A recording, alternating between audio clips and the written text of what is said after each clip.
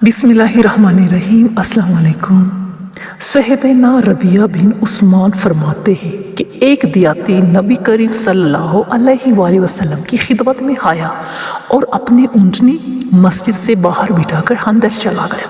सैयदना नुहमान रज़ियल्लाहु तआला अन्हु बिन हुम्रू अंसारी, जिन्हें अल नुहमान कहा जाता था, इनसे नबी अकरम सल्लल्लाहु अलैहि वसल्लम के बाद सहाबा रज़ियल्लाहु तआला अन्हु ने कहा, हमारा गोश्त खाने को बहुत दिल चाह रहा है, अगर तुम इस ऊँटनी को ज़िबा कर दो और हमें इसका गोश्त खाने को मिल जाए तो बहुत मज़ा आएगा।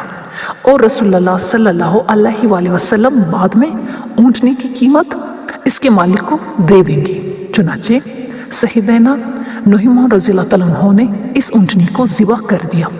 फिर वो देहाती बाहर आया और अपनी ऊँटनी को देकर चीख पड़ा कि हे मोहम्मद सल्लल्लाहु अलैहि वसल्लम, हाय इन लोगों ने मेरे ऊँटनी को ज़िबा कर दिया।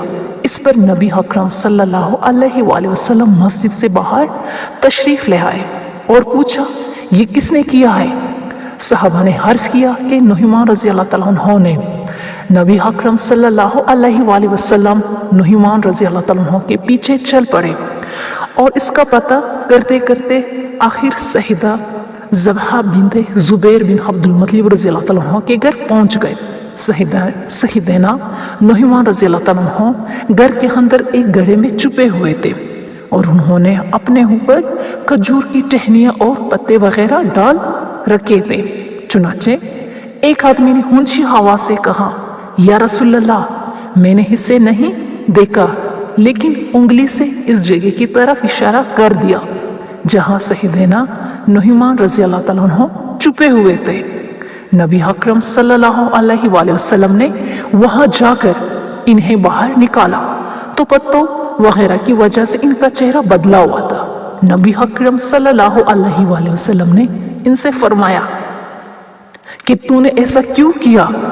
उन्होंने कहा, या रसूलल्लाह सल्लल्लाहु अलैहि वसल्लम, जिन लोगों ने अब आपको मेरा पता बताया है, उन्होंने ही मुझे कहा था कि इस ऊँटनी को ज़िबा कर दो। नबी अकरम सल्लल्लाहु अलैहि वसल्लम मुस्कुराने लगे और इनका चेहरा साफ करने लगे और फिर नबी अकरम सल्लल्लाहु अलैहि वसल्लम ने इस देहाती को इस ऊँटनी की कीमत अदा की।